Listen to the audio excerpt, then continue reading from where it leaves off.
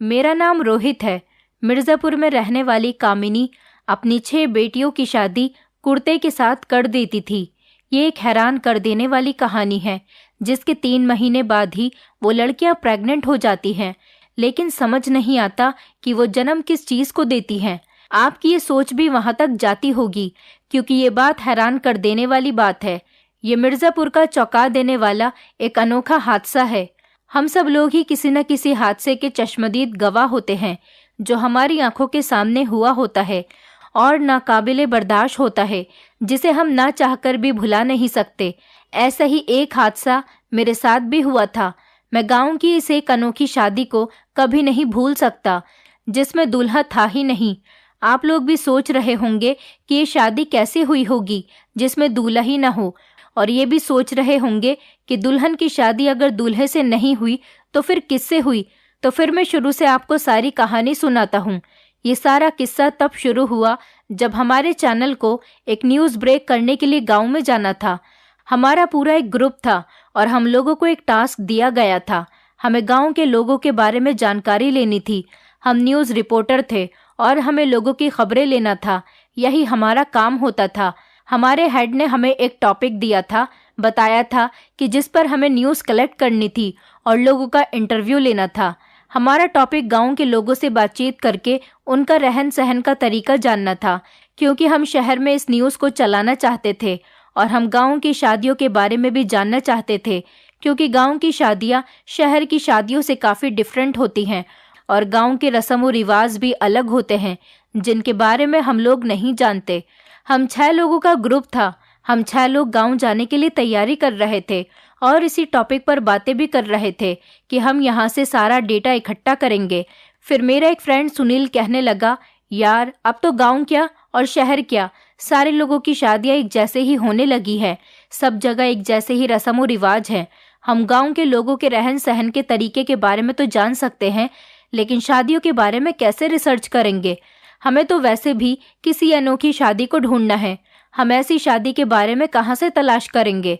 मैं मजाक करते हुए उससे कहने लगा कि हम एक ऐसी शादी को न्यूज़ चैनल पर चलाएंगे जिसमें लड़की की शादी लड़के के बजाय किसी और चीज़ से कर दी गई हो। मैंने तो ये बात मजाक में कही थी, लेकिन मेरा एक दोस्त मेरी बात सुनकर चौंक गया, जो बहुत देर से खामोश बैठा हुआ था। वो कहने लगा, हमारे गांव में अब तक ऐसा 4 बार हो चुका है जहां पर लड़की की शादी किसी लड़के के बजाय किसी और चीज़ से कर दी जाती है। हम सारे दोस्त उसकी मजाक बनाने लगे और कहने लगे, ऐसा कैसे हो सकता है, क्या ऐसा भी होता है। हम ये सब लोग ये बात सुनकर चौंक गए थे। मेरे फ्रेंड ने बताया, हाँ ये बात बिल्कुल सच है। उस गांव में मेरे दादाजी का घर है। मैंने सुना है वहाँ पर लड़की की शादी कुर्ते से कर दी जाती है। हम सब लोग कहने लगे, ऐसा कैसे मुमकिन हो सकता है, जीती जागती लड़की की शादी एक कुर्ते से कर दी जाए।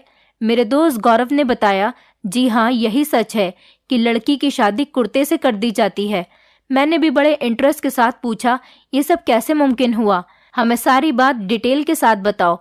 तो गौरव ने अपने गांव की इंटरेस्टिंग कहानी सुनाना शुरू किया। उसने बताया कि जैसा कि मैंने तुम्हें अभी बताया कि गांव में मेरे दादा का घर है और मैं हर महीने छुट्टियों पर बचपन से लेकर अब तक अपने दादा के घर जाता हूँ। मेरे पिता मिर्ज़ापुर से बिलोंग करते थे। हमारा गांव बहुत पुरानी बातों और पुराने लोगों के तौर तरीकों की बातों पर यकीन रखने वाला गांव है। मैं छोटा था जब हमने गांव में कामिनी मासी के आने की खबर सुनी थी। वो एक नया परिवार था जो हमारे गांव में आया था और उसके पति का नाम रमेश था। रमेश जी और कामिनी मासी ये आपस में पति पत्नी थे। वो लोग अच्छे खासे खाते पीते थे और उनकी 6 बेटियां थीं। उनकी चौथे नंबर वाली बेटी लगभग 22 साल की है, लेकिन बचपन में वो अक्सर अपनी बहनों के साथ मिलकर खेतों में आकर हमारे साथ खेला करती थी। कुछ टाइम गुजरा तो उनके घर पर परेशानियों के पहाड़ टूट पड़े थे। कामिनी मासी का पति टाइफाइड हो जाने की वजह से बुरी तरह से बीमार हो गया था और उसी बीमारी की वजह से वो मर गया। वो 6 बहनें बेचारी अनाथ हो गईं। उनका कोई भाई भी नहीं था।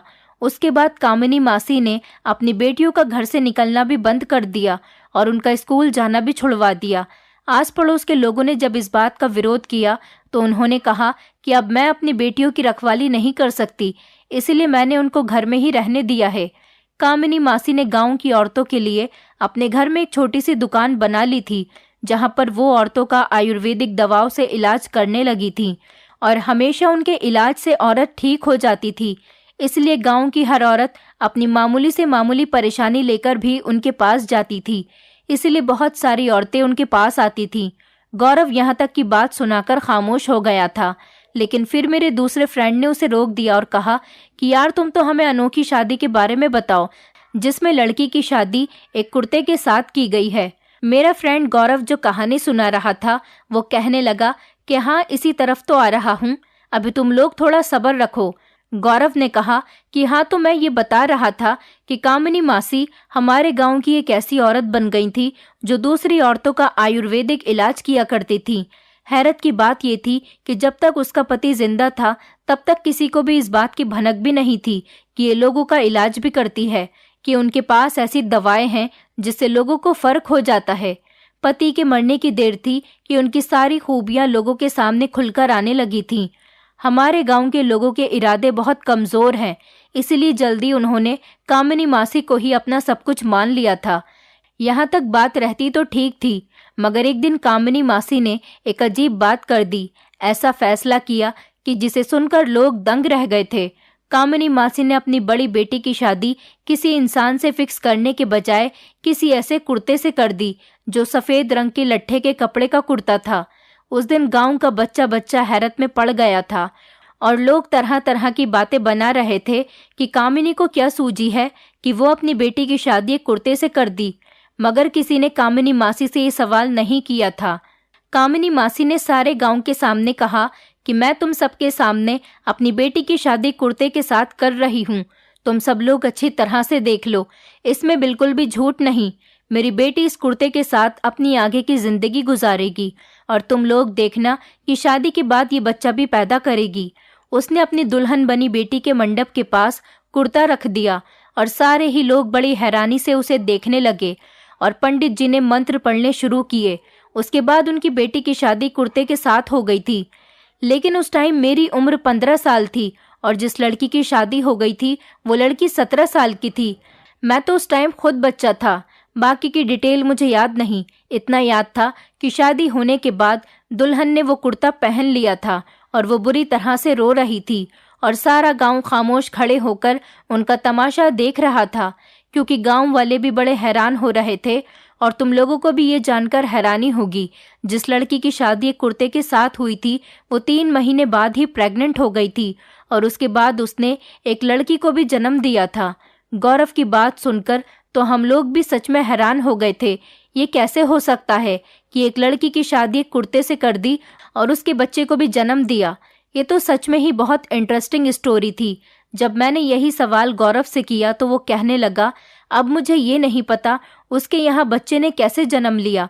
उसके बाद कामिनी मासी की दूसरी बेटी की शादी भी पूरे 2 साल बाद फिक्स कर दी और दूसरी के बाद तीसरी, और एक एक करके सारी बेटियों की शादी कुर्ते के साथ ही हो जाने के बाद उनकी बेटियां प्रेग्नेंट हो जाती थीं। लेकिन अभी उनकी 2 बेटियां कुंवारी बची है। सारे गांव में कामिनी मासी की खूब तारीफ हो रही थी। सारे गांव के लोग उनके फैन हो गए थे। गौरव के मुंह से ये कहानी सुनकर मैंने एक बार फिर गौरव से पूछा, मतलब तुम्हारे गांव में ये अजीबोगरीब शादी होने वाला हादसा सच्चा ही है ना? झूठ तो नहीं है? कहीं तुम हमें बेवकूफ तो नहीं बना रहे ना? ये ना हो कि हम इस केस पर काम करें और बाद में पता चले कि ये सब कुछ झूठ था। ये सब सुनकर गौरव कहने लगा, अरे तुम लोग पागल हो गए हो क्या? मैं तुम लोगों से झूठ क्यों बोलूंगा? आखिर ये हमारा काम है। बल्कि मैं तो चाहता हूँ कि हमें इसी काम पर फोकस करना चाहिए। हमें अपनी न्यूज़ इकट्ठी करने के लिए हमारे गांव चलना चाहिए। तुम लोग एक बार मेरे साथ चलकर देख लो। अगर तुम लोगों को यकीन नहीं आए तो हम लोग किसी और दूसरे गांव चलेंगे, वहां जाकर अपने केस पर काम करेंगे। मेरे पिताजी बता रहे थे कि कामिनी मासी फिर से अपनी छोटी बेटी की शादी कुर्ते के साथ करने जा रही हैं। मैंने कहा, तो फिर ठीक है, हम लोग गौरव के साथ ही उसके गांव जाकर अपना काम स्टार्ट करेंगे और अपनी आंखों से जाकर देख लेंगे। अगर ये न्यूज़ लोगों के सामने लाई जाएगी तो इसमें हमारा बहुत ज़्यादा फायदा होगा। वैसे भी हमें गांव पर ही न्यूज़ बनानी थी, इसलिए हमारे लिए गौरव का गांव बेस्ट लग रहा था। 2 दिन के बाद ही हम लोग गौरव के गांव जाने के लिए रवाना हो गए थे। लेकिन हम 6 लोग नहीं बल्कि 4 लोग ही गए थे, क्योंकि हमारे 2 दोस्तों को एक इम्पॉर्टेंट काम आ गया था। हम लोग अपना कैमरा, माइक वगैरह और सारा सामान लेकर निकल गए थे, और जो 2 लड़के रह गए थे उन्होंने कहा कि जिस दिन उस लड़की की शादी कुर्ते के साथ करवाई जा रही हो, तुम लोग हमें बता देना, हम भी वहां पर आ जाएंगे, क्योंकि हम भी गांव की अनोखी शादी देखना चाहते हैं। रास्ता बहुत लंबा था और हम लोग गाड़ी में बैठे हुए थे। मैं रास्ते में सोचता हुआ जा रहा था कि ना जाने ये कैसी शादी होगी और ये कैसा टास्क हमें दिया गया है। फिलहाल हमें गांव जाने की बड़ी खुशी हो रही थी। मेरा पिता गांव का नेता था और मेरी मम्मी एक सरकारी स्कूल में नौकरी किया करती थी। मेरे एक बड़े भैया थे जो मेरे पिता के साथ उन्हीं की पार्टी में थे। मेरी एक बड़ी दीदी भी थी, उनकी शादी हो चुकी थी और वो अपने ससुराल में खुशहाल थी। और मुझसे एक छोटी बहन भी थी, वो हॉस्टल में पढ़ने के लिए गई हुई थी। मेरे मम्मी पापा को ये बात पता थी कि मैं न्यूज़ ब्रेक करने के लिए गांव जा रहा हूँ। गाड़ी से उतरकर हम लोग पैदल गांव के अंदर जाने लगे, क्योंकि वहां का रास्ता बहुत खराब था, इसलिए गाड़ी अंदर तक नहीं जा सकती थी। रास्ते में एक जगह पर रुककर हम लोग खूबसूरत खूबसूरत चीज़ों के फोटो खींचने लगे। वहां पर बड़े बड़े बाग थे, हम लोग बाग में बैठकर फोटो खिंचवा रहे थे। हमारे साथ गया हुआ एक लड़का थककर सड़क किनारे बैठ गया था। उसके बाद मैं कैमरा लेकर खेतों के अंदर तक चला गया था। तभी अचानक किसी से बुरी तरह मेरी टक्कर हो गई थी और हम दोनों ही गिरते गिरते बच गए थे। वो एक खूबसूरत और जवान लड़की थी, वो मेरी ही उम्र की लड़की थी। एक पल को उसको देखकर मैं शॉक्ड ही रह गया था। वो इस कदर खूबसूरत थी कि मेरी उस पर से नज़र ही नहीं हट रही थी। हमारे शहर में एक से बढ़कर एक खूबसूरत लड़कियां थीं, लेकिन उनकी खूबसूरती उनके मेकअप की वजह से होती थी। लेकिन ये लड़की तो असल में ही खूबसूरत थी। मैंने होश में आकर उससे पूछा कि तुम कौन हो। वो मेरे इस सवाल पर बुरी तरह से घबरा गई और खड़े होकर कहने लगी, मेरा नाम शिवानी है। वो ये बात कहकर वहां से भाग गई। मैं भी अपने टीम के पास आ गया था और थोड़ी ही देर में हम गौरव के गांव उसके दादा के घर पर चले गए थे। वहां पर हमारी खूब खातिर हुई और सारे गांव में पता चल गया था कि शहर से न्यूज़ रिपोर्टर गौरव के दादा के घर ठहरने के लिए आए थे। गांव वालों ने हमारी खूब आओ भगत की। गौरव ने अपनी दादी से बातों बातों में पूछा, दादी, कामिनी मासी की छोटी बेटी की शादी कब है? तभी गौरव की दादी कहने लगी, यही 2-3 दिन के बाद है। बेटा, तुम क्यों पूछ रहे हो? गौरव उनका सवाल नजरअंदाज करके फिर से अपनी दादी से सवाल करने लगा, दादी, क्या इस बार भी कामिनी मासी अपनी बेटी की शादी कुर्ते से ही करवाने वाली हैं, या फिर अब की बार कोई लड़का ढूंढ लिया है? तो उसकी दादी ने ठंडी सांस भरते हुए कहा, अरे नहीं बेटा, वो कहाँ किसी लड़के के साथ अपनी बेटी की शादी कर सकती है। कामिनी रिवाज को मद्देनजर रखते हुए अपनी बेटी की शादी कुर्ते के साथ ही करेगी। तो गौरव की दादी के मुंह से ये बात सुनकर मुझे पक्का यकीन आ गया था कि इस गांव में इस तरह की शादी की जा रही है। उसके बाद मैं सोचने लगा कि कब आएगा वो दिन जब कामिनी मासी अपनी बेटी की शादी कुर्ते के साथ करवाएंगी। मुझे ये शादी देखने का बड़ा शौक आ रहा था और मेरे साथ साथ हमारी टीम के सारे लड़कों को इस शादी में इंटरेस्ट आ रहा था। रात को हम सब लोग सारे गांव की रिकॉर्डिंग करने के लिए चले गए थे। उसके बाद थक हार कर जब हम लोग सोने के लिए आकर लेट गए तो मुझे सपने में ही वही खेत वाली लड़की नजर आई थी जिसका नाम शिवानी था। सुबह उठकर मैं उस लड़की के बारे में ही सोचने लगा था। एक दिन में, बल्कि पहली ही नज़र में वो लड़की मेरे दिल में उतर गई थी। मैं मन ही मन उसके बारे में सोचने लगा था और सोच सोच कर मुस्कुराने लगा था। सुबह का नाश्ता करने के बाद हम लोग अपने काम के लिए निकल गए थे। मुझे फोटोग्राफी करने का वैसे भी बहुत शौक था, इसलिए जो लड़का कैमरामैन था, मैंने उसके हाथ से कैमरा अपने हाथ में ले लिया था और मैं वहाँ के नेचर की फ़ोटो ले रहा था। फ़ोटो खींचते हुए टाइम पर आम के बाग में वो लड़की मुझे फिर से नज़र आ गई थी। वहाँ पर सिर्फ वही लड़की नहीं, उसके साथ 2-3 और लड़कियाँ भी मौजूद थीं। वो शायद सब उसकी फ्रेंड्स थीं। मैं भी उसे देखकर मुस्कुरा दिया था और अपनी टीम के साथ आगे बढ़ गया था। गांव के लोग आज भी बड़े सीधे सीधे और अनपढ़ और सादे लोग थे। मेरा दोस्त गौरव के पिता पहले इंसान थे जो शहर में अपनी फैमिली के साथ रह रहे थे। वो इस गांव का पोता था, इसीलिए सारे गांव वाले उसे रोक रोक कर शहर के हालचाल के बारे में पूछ रहे थे। हम यहाँ पर अपने दोस्त के दादाजी के घर ही ठहरे हुए थे। गौरव के दादाजी का घर बहुत बड़ा था और हम उनकी हवेली में ही बैठे हुए थे। गौरव के दादाजी गांव के सरपंच लगते थे। सब लोग शाम के टाइम बैठे हुए चाय पी रहे थे, पर चाय पीने के बाद बाहर निकल आया था। मुझे वो लड़की देखनी थी जिससे शायद मैं मोहब्बत कर बैठा था। वो अपनी फ्रेंड्स के साथ बिल्कुल मेरे पास से गुजरी थी। उसकी एक फ्रेंड रुककर कहने लगी, अरे वो देखो, शहर के लोग आए हुए हैं। लेकिन मुझे उनकी आवाज़ ही नहीं आ रही थी। मैं तो बस उस लड़की को घूर घूर कर देख रहा था जिसका नाम शिवानी था। तभी उस लड़की के दोस्त ने कहा, अरे साहब, हमारी शिवानी को नज़र मत लगा देना, इतने घूर घूर कर मत देखो। ये सुनकर बाकी सारी लड़कियां हंसने लगी थीं। मैं शर्मिंदा होकर अपने दोस्त के घर आ गया था। उसके बाद हम लोग अपनी टीम के साथ चले गए। हमारे साथ गौरव के चाचा भी गए थे। वो हमें अपने साथ ले जाकर गांव दिखा रहे थे। गौरव एक छोटे से घर के सामने रुकता हुआ कहने लगा, ये घर कामिनी मासी की 2 बेटियों में से एक का घर है, जिनकी शादी कुर्ते के साथ की जा चुकी है, और कामिनी मासी की इस बेटी का एक बच्चा भी है। हमने उनकी बेटियों को कभी घर से बाहर आते जाते नहीं देखा।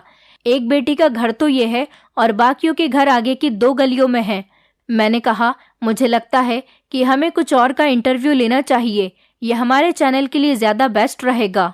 गौरव के चाचा कहने लगे कि नहीं नहीं, किसी ने देख लिया तो बहुत बड़ी परेशानी हो जाएगी। मैंने कहा, आप तो सरपंच जी के बेटे हैं, इस गांव में आपको कोई नहीं रोक सकता, तो फिर आप क्यों डर रहे हो?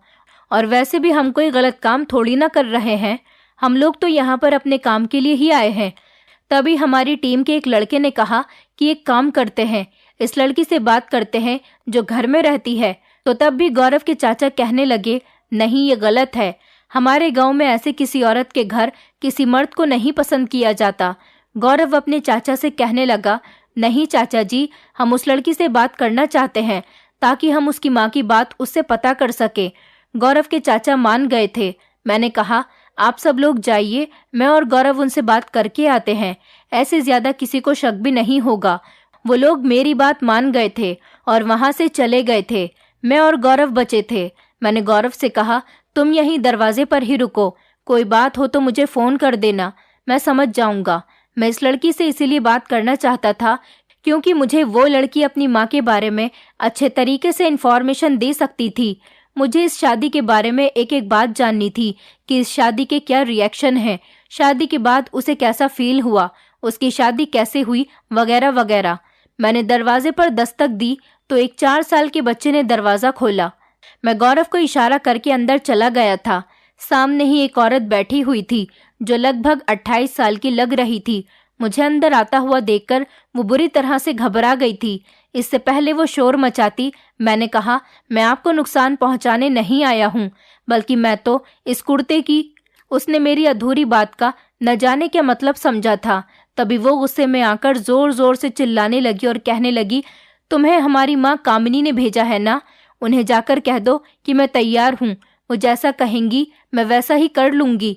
न जाने वो ये क्या बात कर रही थी, मेरी तो कुछ भी समझ में नहीं आ रहा था, मगर उसने मेरी कोई बात नहीं सुनी। मैंने उसे बहुत समझाने की कोशिश की, उसने मुझे मेरी बात सुने बिना ही घर से निकाल दिया।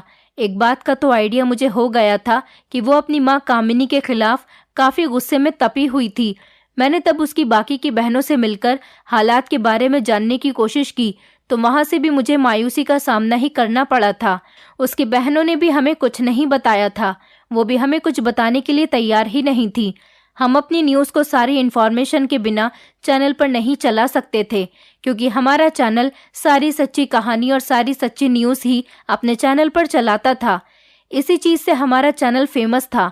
हम अपने चैनल पर किसी तरह की झूठी कहानी लोगों को दिखाना नहीं चाहते थे। 3 दिन तक लगातार कोशिश करने के बाद हमारे हाथ सिर्फ नाकामी ही लगी थी। हम लोगों ने वहां से तौर तरीके और वहां की चीज़ों के बारे में अच्छे तरीके से जानकारी ले ली थी, लेकिन हम इस कुर्ते वाली शादी और कामिनी मासी के बारे में कुछ नहीं जान सके थे। मेरा दिल किया कि मैं अपना सामान पैक करूं और अपने घर चला जाऊं। साथ ही साथ मेरी टीम के लड़कों का भी यही हाल था और शायद हम ऐसा कर भी लेते, मगर मुझे यहाँ पर रुकने का बहाना मिल गया था, जो कि शिवानी की सूरत में था। शिवानी को भी शायद मैं पसंद आ गया था। मेरे साथ के 2 लड़के वहां से चले गए थे क्योंकि हमारे हाथ कुछ नहीं लग पा रहा था। मैं और गौरव अभी यहाँ पर रुक गए थे। मैं इसलिए भी रुक गया था क्योंकि मुझे शिवानी से बात करनी थी। मैं जहाँ पर भी जाता था शिवानी अपनी फ्रेंड्स के साथ वहाँ पर पहुँच जाती थी। उसके फ्रेंड्स भी अक्सर हमें आमने सामने मिलता हुआ देखकर भाग जाती थी, लेकिन मैं उससे कोई बात ही नहीं कर पाता था क्योंकि मैं इस मामले में बहुत शर्मीला था और वो भी बहुत शर्मीली थी। वो भी मुझे देखकर भाग जाती थी। मैं उसको देखकर सारी दुनिया को भूल जाता था, लेकिन जल्द से जल्द उसे प्रपोज करना चाहता था, पर मुझे उसको प्रपोज करने की हिम्मत ही नहीं हो पा रही थी। मेरा इरादा था कामिनी मासी की जो बेटी है उसकी शादी देखकर ही मैं यहाँ से जाऊं, लेकिन हम यहाँ पर 5 दिन के टूर पर आए थे। हमारे साथ के बाकी लड़के भी जा चुके थे, अब हम दोनों ही बचे थे, इसलिए हमारी भी कॉल्स आ रही थी। मैंने सोचा कि मैं शिवानी के घर जाकर रिश्ता भेज दूंगा। अगले पूरे दिन मुझे शिवानी कहीं नजर नहीं आई थी। मैं परेशान हो गया था, लेकिन फिर खुद को समझाने लगा कि गांव में शादी है, वो जरूर आएगी, तब मैं उसे अपने दिल की बात बता दूंगा। अगली सुबह जब मैं सोकर उठा तो गौरव मुझसे कहने लगा कि चलो जल्दी उठो और जल्दी से फ्रेश हो जाओ, आज हमें गांव की शादी में जाना है। ये बात सुनते ही मैं चौंक कर उठ गया था। उस शादी को देखने का मुझे बड़ा शौक हो रहा था और हम लोग इसी काम के लिए तो यहाँ पर आए थे। हमें उस शादी को अपने कैमरे में रिकॉर्ड करना था, क्योंकि कुर्ते से शादी की बात सुनकर मुझे बहुत हैरत हो रही थी कि ये कैसी शादी होगी। पूरे गांव को शादी में इनवाइट किया गया था, इसलिए मैं भी गौरव के साथ कामिनी मासी के घर की तरफ चला गया था। सभी लोग कह रहे थे पहले भी अपनी 4 बेटियों की शादी कर चुकी है, लेकिन जिस बेटी की वो शादी कर देती है वो बेटी अपनी दूसरी बहन की शादी पर नहीं आती। इसी तरह से अब की बार 5वीं बहन की शादी थी और बाकी की 4 बहनें भी इस शादी पर नहीं आएंगी। हम सब लोग गांव के मंदिर के बाहर पंडाल में बैठे हुए थे, क्योंकि शादी मंदिर से ही थी। यहाँ पर तकरीबन सारे लोग ही मौजूद थे। मैंने आसपास देखते हुए शिवानी को तलाश करना शुरू किया, मगर वो मुझे कहीं भी नजर नहीं आई थी कि इतने में ही कामिनी नाम की एक औरत सबको अपनी बेटी की शादी में आने पर शुक्रिया अदा करने लगी। वो लगभग 50 साल की उम्र की औरत लग रही थी और शक्ल से काफी चालाक लग रही थी। मैंने उस औरत की वीडियो बना ली थी। उस औरत ने अपनी बेटी को बाजू से पकड़कर मेहमानों के सामने शादी के मंडप में बैठा दिया। उस औरत की बेटी ने लाल रंग का लहंगा पहना हुआ था और उसके चेहरे पर घूंघट पड़ा हुआ था। उसका चेहरा नजर नहीं आ रहा था। मुझे दुल्हन से कोई मतलब नहीं था, इसलिए एक बार मैं चारों तरफ शिवानी को देखने के लिए अपनी नजर दौड़ा रहा था। वो तो मुझे कहीं नजर नहीं आई, लेकिन उसकी एक फ्रेंड मुझे दिखाई दे गई थी। मैंने उससे इशारा करके अपने पास बुलाया। वो कहने लगी, हैरत की बात है, आप भी इस शादी में आए हुए हो। मैंने कहा, क्या मतलब है तुम्हारा? गांव की शादी में तो सारे लोग इनवाइट होते हैं। तुम ये बताओ कि तुम्हारी दोस्त शिवानी कहाँ पर है? तो वो कहने लगी कि आपको नहीं पता, आज किसकी शादी में अर्थी उठ रही है। मैंने कहा, तुम कैसी उल्टी सीधी बातें कर रही हो? तो वो कहने लगी कि मैं उल्टी सीधी बातें नहीं बल्कि सच कह रही हूँ। मैंने सोचा इस जगह शायद दुल्हन किसी और को पसंद करती होगी, इसीलिए ये लड़की ऐसी बातें कर रही है। मैंने बड़े एक्साइटेड होकर उससे पूछा कि शिवानी कहाँ है, मुझे तो ये बताओ, मैं उसकी तलाश कर रहा हूँ, लेकिन वो मुझे कहीं नजर ही नहीं आ रही। वो अजीब सी नजरों से मुझे देखने लगी, फिर कहने लगी, अभी शादी की रस्म होने वाली है, उसको ध्यान से देखना, तुम्हें शिवानी भी नजर आ जाएगी। मैंने अपना ध्यान कामिनी मासी की तरफ कर लिया था, जो अब अंदर से एक सफेद कुर्ता लेकर आ रही थी। सच में ये एक अनोखी शादी थी, जिस पर आंखों से देखकर भी यकीन नहीं आ रहा था। पंडित जी ने अपने मंत्र पढ़ने शुरू कर दिए, लेकिन साथ ही साथ कामिनी मासी ने भी न जाने क्या पढ़ना शुरू कर दिया। वो भी मंडप में ही बैठ गई थी और अपने मुंह ही मुंह में कुछ पढ़ रही थी, और फिर एक फूंक कुर्ते की तरफ मारी और एक फूंक लड़की की तरफ मारी। इसके बाद कामिनी मासी ने कुर्ते को अपने हाथ में ले लिया और दुल्हन की मांग में सिंदूर भरने के लिए उसका घूंघट उठाया गया। और जैसे ही घूंघट उठा, ये देखकर तो मेरे होश ही उड़ गए थे। मैं चौंक कर बैठे से खड़ा हो गया था। मुझे ऐसा लगा जैसे मुझे सांस नहीं आ रही हो। वो दुल्हन बनी हुई लड़की कोई और नहीं बल्कि शिवानी थी। ये देखकर मुझे अपनी आंखों पर विश्वास नहीं हो रहा था। उसकी माँ उसके सर पर कुर्ता रख रही थी और वो आंखों में आंसू लिए बस मेरी तरफ ही देखे जा रही थी। शिवानी की आंखों में आंसू निकलने लगे थे और सब लोग भी इस शादी को बड़ी गौर से देख रहे थे।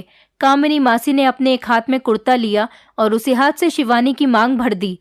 मैं तो देखने यहाँ पर अनोखी शादी आया था, लेकिन जो मैं अपनी आंखों से देख चुका था उसको देखकर मेरे सर पर आसमान टूट पड़ा था।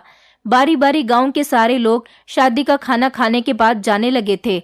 मेरा फ्रेंड गौरव कमरे में पूरी शादी रिकॉर्ड कर रहा था।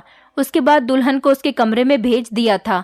मैं मौका देखकर शिवानी से मिलने के लिए चला गया ताकि उससे बात कर सकूं, उससे पूछ सकूं कि उसने मुझे इस शादी के बारे में बताया क्यों नहीं। मैं दुल्हन के कमरे में चला गया। वहां पर शिवानी बैठी हुई थी। शिवानी मुझे देखकर रोने लगी। मैंने उससे पूछा, तुमने मुझे इस बारे में बताया क्यों नहीं? वो रोते हुए अंदाज में कहने लगी, मैं आपको इस बारे में क्या बताती, ऐसा होना तो मेरी किस्मत में ही लिखा हुआ था और मेरे साथ एक दिन ऐसा ही होना था। वो बुरी तरह से रो रही थी। ये बात कामिनी मौसी को नहीं पता थी कि मैं शिवानी से यहाँ कमरे में बातें कर रहा हूँ। शिवानी ने कहा, आप जाओ यहाँ से, अगर माँ ने देख लिया तो बहुत बड़ी मुसीबत आ जाएगी। उसने मुझे जबरदस्ती भेज दिया। मैं भी अपना टूटा हुआ दिल लेकर कमरे से निकल आया। उसके बाद कामिनी मासी ने अपनी बेटी को कमरे में बंद कर दिया और वो कहने लगी कि अब ये 3 महीने के बाद प्रेग्नेंट हो जाएगी, तुम सब लोग देख लेना। सारे गांव वालों ने कामिनी मासी की तारीफ करनी शुरू कर दी। मैं ये सब कुछ सुनकर हैरान रह गया था कि आखिर ऐसा कैसे हो सकता था। मुझे तो होश तब आया जब मेरे दोस्त ने मुझे झंझोड़ कर रख दिया। मेरे दोस्त ने कहा कि शादी पूरी हो चुकी है और रिकॉर्डिंग भी सारी हो गई है, चलो अब हम लोग घर चलते हैं। जब हम लोग शिवानी की शादी से वापस आ रहे थे तो रास्ते में मुझे शिवानी की दोस्त नजर आई, जो शायद वही खड़ी हुई मेरा इंतजार कर रही थी। मैंने गौरव से कहा कि तुम चलो, मैं अभी आता हूँ, थोड़ी देर में। गौरव चला गया तो मैं शिवानी की दोस्त से पूछने लगा कि ये सब क्या है, तो वो कहने लगी, ये सब तो होना ही था। कामिनी मासी की छोटी बेटी के भाग्य में पति के साथ की जगह कुर्ते का साथ लिखा हुआ था। शिवानी के दोस्त ने बताया कि शिवानी आपको पसंद करने लगी थी मगर आपको बता नहीं पाई। मैंने कहा, प्यार तो मैं भी शिवानी से बहुत करता हूँ, मगर मुझे समझ नहीं आ रहा कि अब मैं क्या करूँ। अब तो उसकी शादी कुर्ते के साथ कर दी गई है। शिवानी की दोस्त कहने लगी, ऐसी शादी बेमतलब होती है, ऐसी शादी का कोई मतलब नहीं होता। भला किसी कुर्ते के साथ भी जिंदगी गुजारी जा सकती है क्या? जिंदगी तो सिर्फ इंसान के साथ ही गुजारी जा सकती है, वो भी उस इंसान के साथ जिससे हम प्यार करते हैं।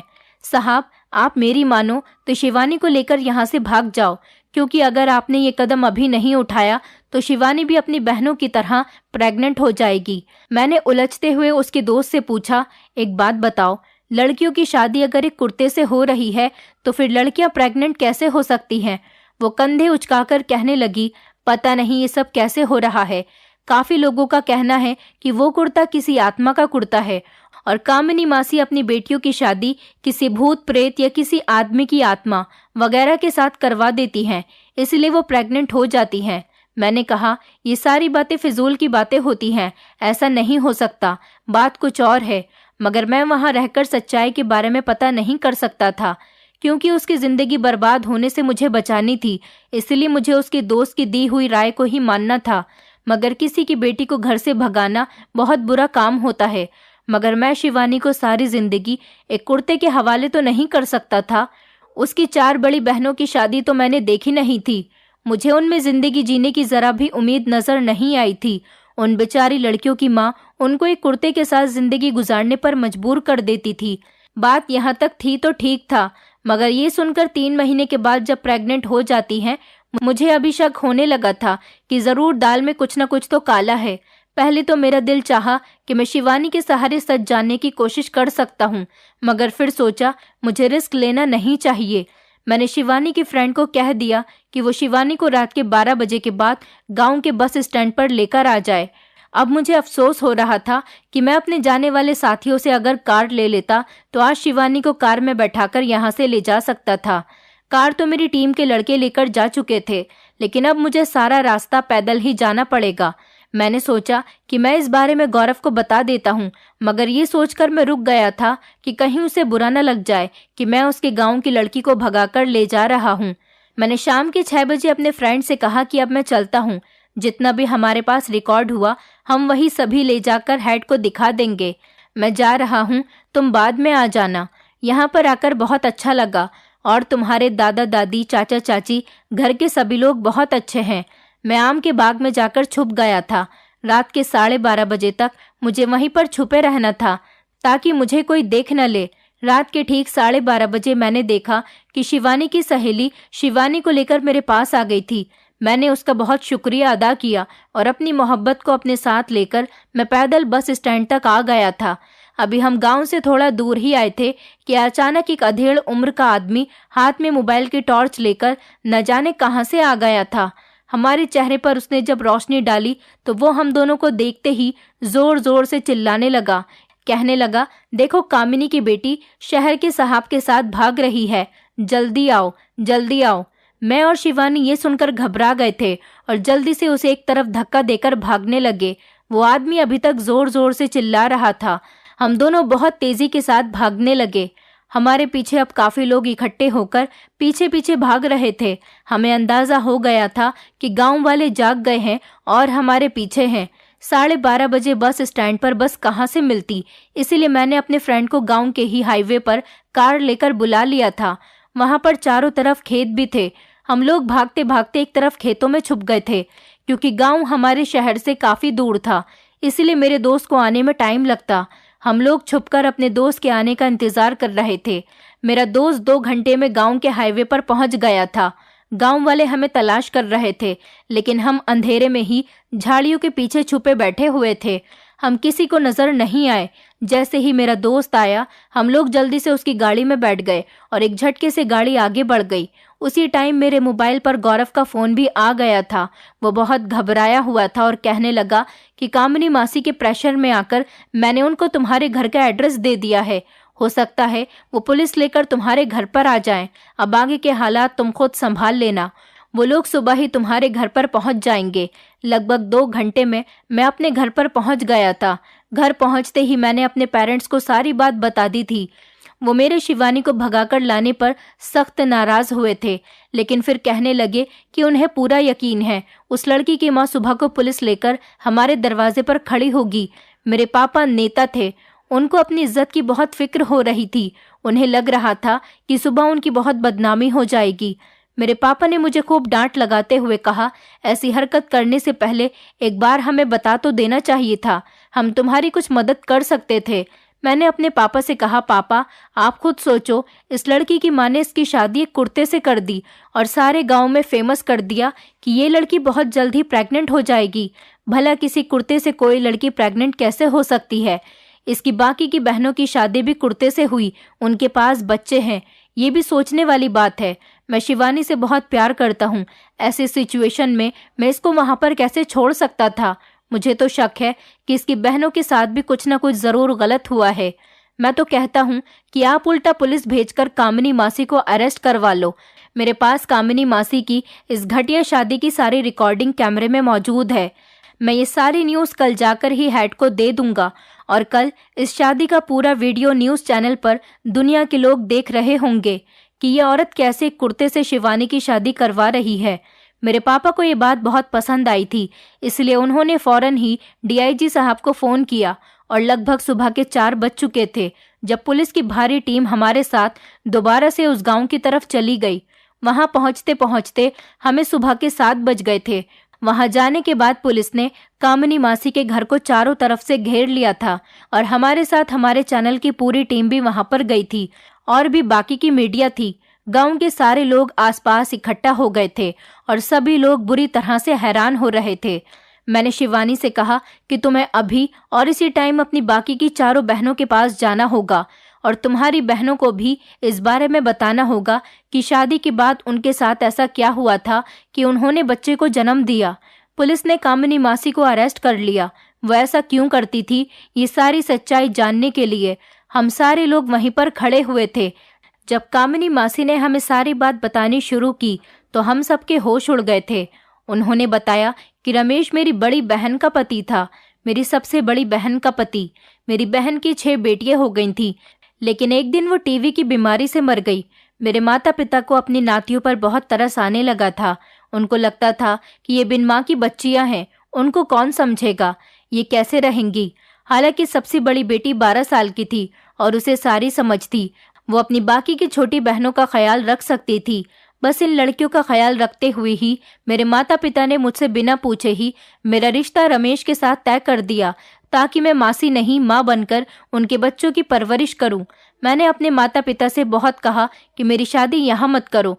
उन लोगों को बहुत समझाया, लेकिन किसी ने मेरी बात नहीं सुनी, क्योंकि मेरा रिश्ता मेरी सहेली के भाई के साथ तय हो गया था और मैं उससे प्यार करने लगी थी। मैंने अपने पिता से कहा, अगर आपने मेरी शादी जबरदस्ती करने की कोशिश की तो मैं सारे लोगों के सामने हंगामा कर दूंगी और कह दूंगी कि मुझे ये शादी नहीं करनी, ये शादी मेरी मर्जी के खिलाफ की जा रही है। तो मेरे पिता ने अपने कुर्ते का दामन फैलाकर कहा कि बेटी, हमारी इज्जत रख लो। अगर तुमने हमारी इज्जत नहीं रखी तो मैं खुदकुशी कर लूंगा।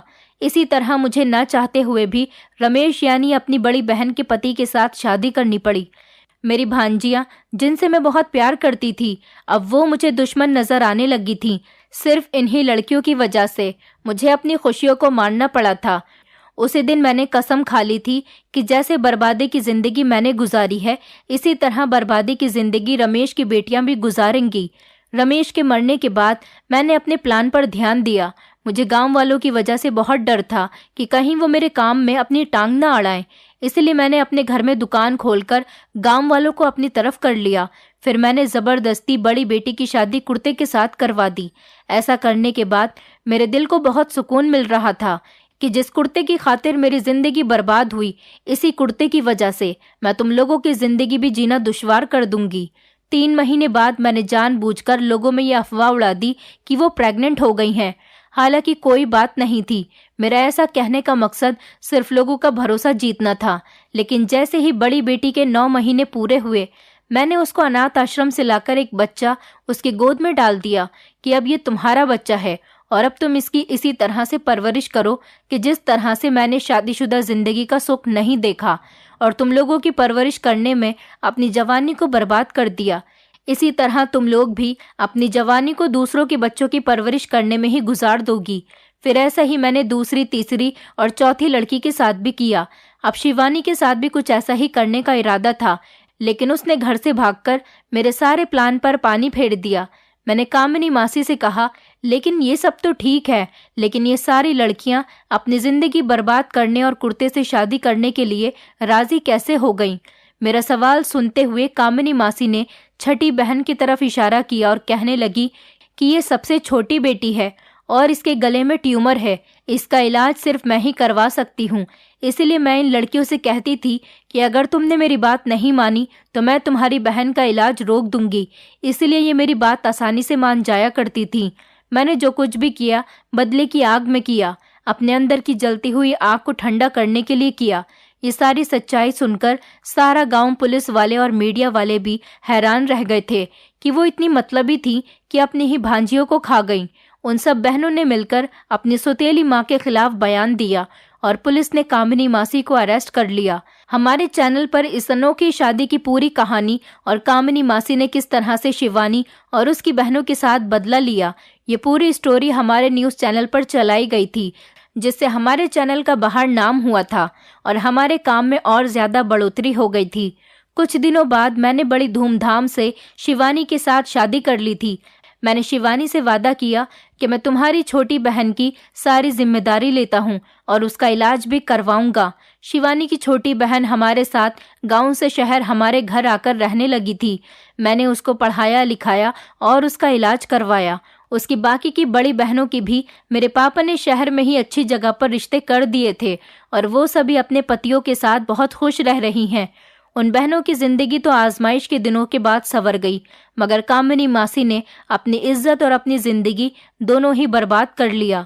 क्या हो जाता अगर वो सब्र करके बिन माँ की बेटियों को अपने गले से लगा लेती?